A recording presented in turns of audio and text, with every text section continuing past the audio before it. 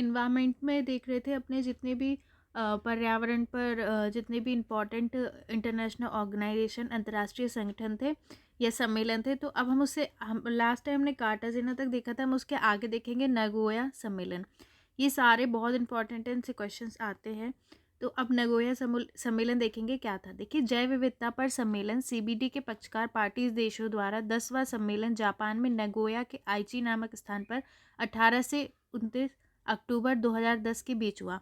तो देखिए, जो मैंने आपको वो लास्ट टाइम पढ़ाया था सीबीडी, ठीक है, कन्वेंशन ऑफ बायोडाइवर्सिटी, उसके जो पार्टीज थे, जो देश थे, उनका जो 10th सम्मेलन हुआ वो कहाँ हुआ था? जापान के नगोया के आइची वाली एक नाम से एक जगह, वहाँ पर हुआ था, ठीक है, 2010 में। सम्मेलन की समाप्ति पर ऐतिहासिक नगोया प्रोटोकॉल जारी किया गया, जो आनुवांशिक संसाधनों के उपयोग से होने वाले लाभों के स्वस्थ और समान बंटवारे से संबंधित है। तो क्या हुआ कि ये सम्मेलन इसलिए इम्पॉर्टेंट है फ्रेंड्स, क्योंकि क्या है, इसमें एक ऐतिहासिक नगोया प्रोटोकॉल लाया गया, जो किस रिलेटेड था? जो आनुवांशिक संसाधन होते हैं, ठीक है, उनके उपयोग से होने वाले लाभ के स्वस्थ और समान बंटवारे से संबंधित ये था। सम्मेलन में महसूस किया गया कि अभी तक जैव विविधता के संरक्षण के लिए जो लक्ष्य तय किए गए वह पूरे नहीं हो सके, इसलिए कुछ नई रणनीति और लक्ष्य तय करने होंगे। ठीक है, जब ये सम्मेलन हुआ तो उनको लगा कि जो भी उन्होंने जैव विविधता के लिए जो भी लक्ष्य उन्होंने तय किए थे कि हमें ये पाना है, ठीक है, ये पूरा करना है, वो पूरे नहीं हुए, इसलिए उन्होंने सोचा कि कुछ नई रणनीति और लक्ष्य हमें करने होंगे।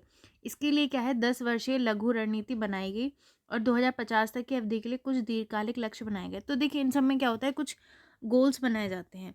तो 10 वर्षीय लघु रणनीति थी और 2050 तक के लिए मतलब दीर्घकालिक लक्ष्य थे। तो 10 वर्षीय लघु रणनीति 2011 से 20 में जैव विविधता संरक्षण के लिए 20 महत्वाकांक्षी लक्ष्य टारगेट तय किए गए, जो सम्मिलित रूप से आईची लक्ष्य कहलाए।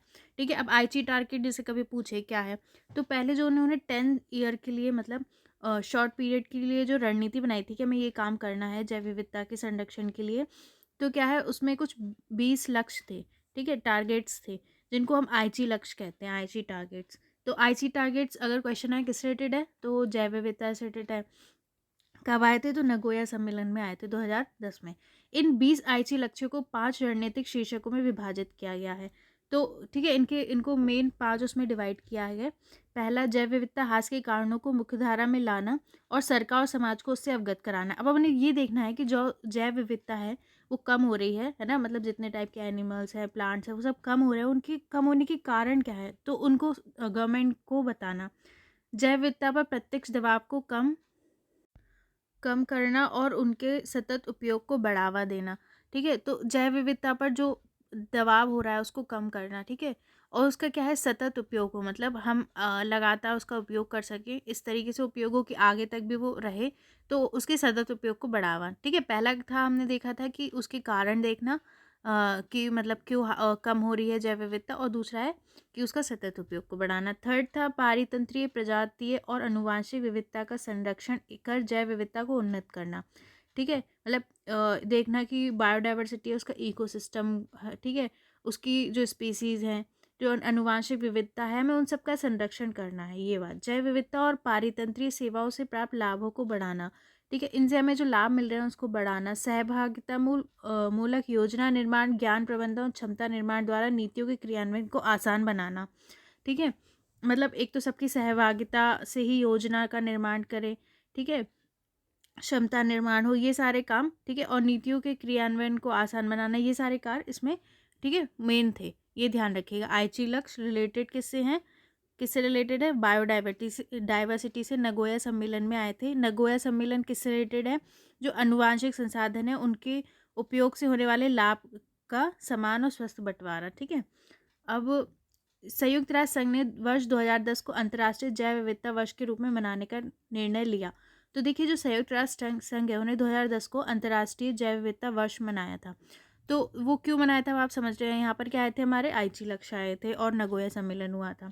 संयुक्त राष्ट्र महासभा ने जैव विविधता के लिए उत्पन्न खतरे के बारे में जागरूकता बढ़ाने हेतु 2011-20 की अवधि को संयुक्त राष्ट्र जैव विविधता दशक घोषित किया, जिसे इसी सम्मेलन नगोया के तहत मंजूरी दी गई। तो देखिए, जो संयुक्त राष्ट्र महासभा है उसने क्या है, जो जैव विविधता पर खतरा आ रहा है उसकी मतलब जागरूकता, अवेयरनेस बढ़ाने के लिए जो 2011-20 की टाइमिंग थी उसको जैव विविधता दशक, ठीक है, दशक घोषित किया गया।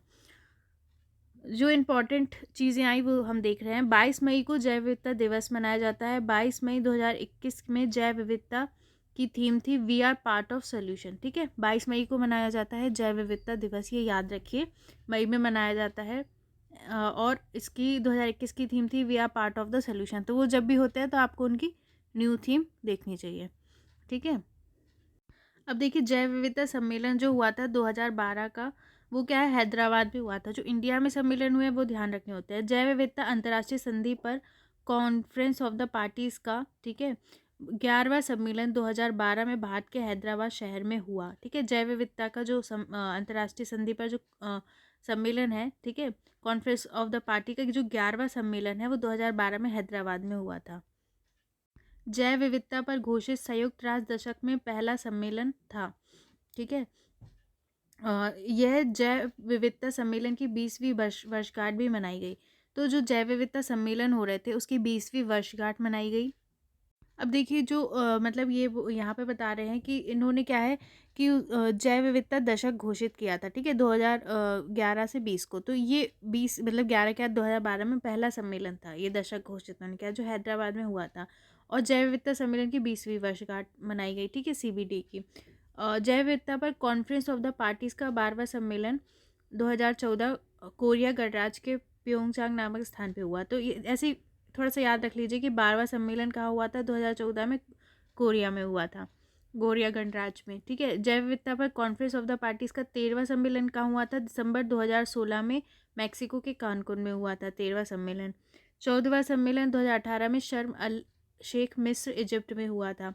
15वां सम्मेलन 2021 में कुनमिंग चीन में प्रस्तावित है। ठीक है, हुआ था।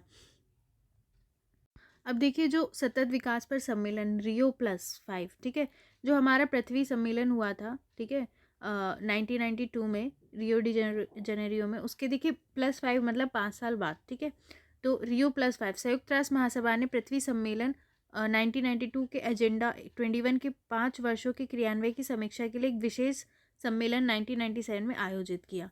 ठीक है, तो मतलब 5 साल बाद संयुक्त राष्ट्र महासभा ने क्या किया, जो पृथ्वी सम्मेलन हुआ था उसमें देखा कि जो एजेंडा 21 था उसमें कि जो 5 वर्ष के क्रियान्वयन की समीक्षा करी कि क्या काम हुआ है, तो इसके लिए एक विशेष सम्मेलन 1997 में हुआ। ठीक है, एजेंडा 21 किससे रिलेटेड था, तो सतत विकास से संबंधित था।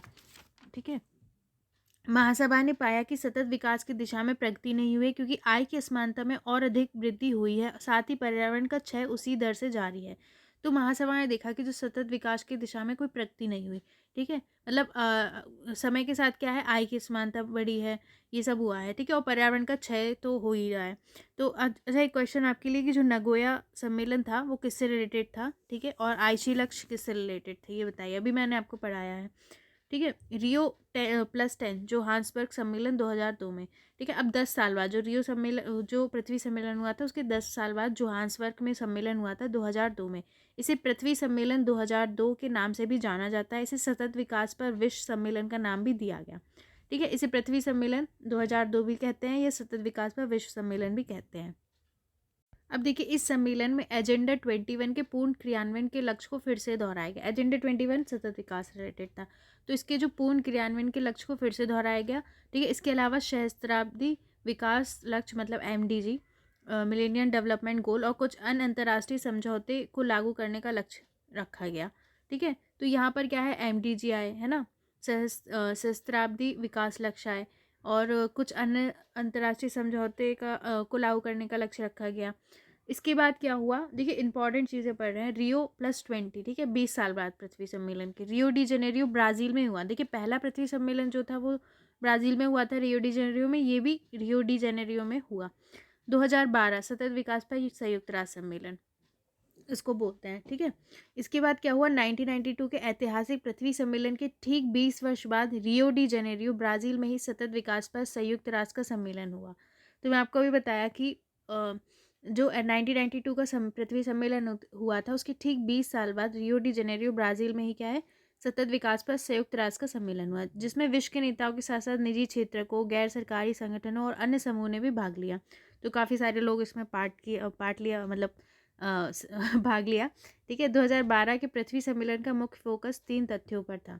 ठीक है। अब इनका मेन फोकस क्या था इस सम्मेलन का, ठीक है, गरीबी में कमी लाना, स्वच्छ ऊर्जा।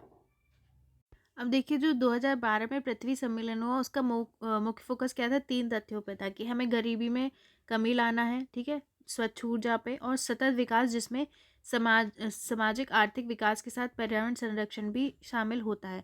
तो ऐसा सस्टेनेबल डेवलपमेंट करना जिसमें सामाजिक आर्थिक विकास के साथ क्या है, पर्यावरण संरक्षण भी शामिल हो, मतलब हमारा सामाजिक आर्थिक विकास भी हो, साथ में क्या है, पर्यावरण का संरक्षण भी होता रहे, ताकि भावी पीढ़ियों की ज़रूरतों से समझौता किए बिना वर्तमान आवश्यकताओं की पूर्ति होती रहे। देखिए सतत विकास का मतलब ही ये है कि अभी की जो हमारी आवश्यकता है वो भी पूर्ति होती रहे, और उसके बाद जो आगे की पीढ़ी आएगी उसको भी सब चीज़ें मिले, ठीक है, उनकी भी आवश्यकताएं पूरी हो, तो उसे सतत विकास कहते हैं। तो ये इनके यहाँ पर फोकस था, ठीक है। पूरे सम्मेलन की चर्चा का सार मुख्यतः 2 बिंदुओं पर केंद्रित रहा, ठीक है, जो थे कि सतत विकास के लिए एक हरित अर्थव्यवस्था, ग्रीन इकोनॉमी का निर्माण कैसे किया जाए, और लोगों को गरीबी से निजात दिलाने के लिए किन विकल्पों का चयन किया जाए, ठीक है। एक तो ग्रीन इकोनॉमी का निर्माण कैसे किया जाए, है ना, और लोगों को क्या है, गरीबी से निजात कैसे दिलाई जाए। यह मुख्यतः विकासशील देशों के लिए था, ठीक है। सतत विकास के लिए अंतर्राष्ट्रीय समन्वय कैसे स्थापित किया जाए। देखिए सतत विकास के लिए क्या है, एक अंतर्राष्ट्रीय समन्वय भी होना चाहिए। Rio+20 में उन 7 क्षेत्रकों को चिन्हित किया गया जिनको प्राथमिकता देकर सतत विकास के दिशा में उल्लेखनीय प्रगति हो सकती है, ठीक है। तो उसमें ऐसे 7 क्षेत्र चिन्हित किए गए जिससे क्या होगा कि अगर उनको प्राथमिकता देंगे तो सतत विकास अच्छे से हो सकेगा। वो क्षेत्र कौन से थे कि रोजगार, ऊर्जा, संपोषणीय शहर, खाद्य सुरक्षा, जल, समुद्र और आपदा प्रबंधन। इन 7 क्षेत्रों पर हमें अगर ध्यान देंगे तो क्या है, सस्टेनेबल डेवलपमेंट रहेगा। इस सम्मेलन में विश्व व्यापार संगठन WTO से संबंधित मुद्दों पर भी चर्चा हुई, ठीक है। मेन बातें बता रहे हैं इसकी। Rio+20 सम्मेलन के संपूर्ण दस्तावेज का प्रकाशन द फ्यूचर वी वांट के नाम से हुआ। तो यहाँ पे जो बातें हुई थी, ठीक है, उस वो क्या है, the future we want document में सब थी, ठीक है। दस्तावेज में सतत विकास लक्ष्यों, सस्टेनेबल डेवलपमेंट गोल SDG को विकसित करने को समर्थन प्रदान किया गया। अब यहाँ पर देखिए SDG आया, ठीक है, सस्टेनेबल डेवलपमेंट गोल्स आए, ये काफ़ी इंपॉर्टेंट है, मैं आपको बताऊंगी। ये स्वीकार किया गया कि SDGs वहाँ से शुरू होंगे जहाँ MDGs समाप्त होंगे। तो SDG वहाँ से स्टार्ट होंगे फ्रेंड्स, जहाँ से क्या है, MDG जो हमारे मिलेनियम डेवलपमेंट गोल्स थे वो समाप्त होंगे। तो मिलेनियम डेवलपमेंट गोल आए थे 2002 में, ठीक है। और जो सस्टेनेबल डेवलपमेंट गोल्स है वो आपको मैं नेक्स्ट वीडियो में बताऊंगी, ठीक है। Thank you.